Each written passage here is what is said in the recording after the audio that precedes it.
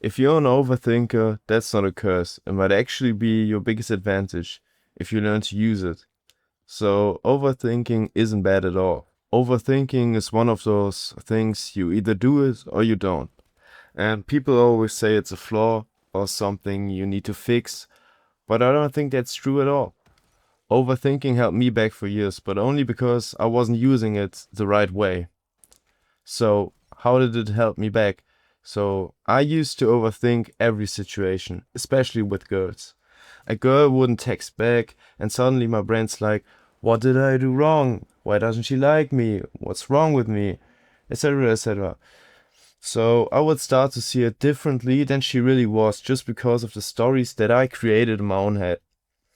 So I imagined problems, intentions, and emotions that weren't even real. And because of that, I started to treat girls based on who I thought they were, not who they actually were. And obviously that messed things up even more. But that turned into that shift where I was like, start overthinking in the right direction. So what if I started overthinking in the right direction? Instead of what did I do wrong, I asked myself, what can I improve? Or how do I turn this lesson into something better next time? Or when something goes right, overthink that. So break down why it worked, how you can repeat it, and how you can build on that. And hold on to those good feelings, let them echo. Overthink your wins, not just your losses. So after I started doing that, I started imagining myself winning, imagining how I would feel if things actually worked out. Not just if, but when. And I began acting like the person. And that mindset changes how you show up. So obviously I didn't act just like the perfect version of me right away. That's not realistic. But it started with small steps. So I simply did what felt right at the time.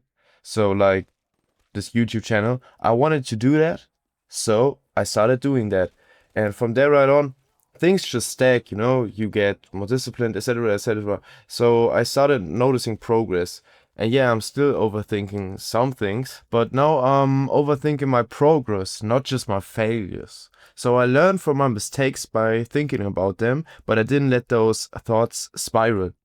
That's how overthinking turned from something that held me back into something that helped me grow. And I can tell you that you're not alone. I still doubt myself in pretty much everything I do. I still overthink. That part hasn't changed, but what changed is how I use it. So I'm still learning too. We all are. But if you're here watching this and thinking, why am I like this? You're not broken. You're just wired to think deeply, and that's not a weakness.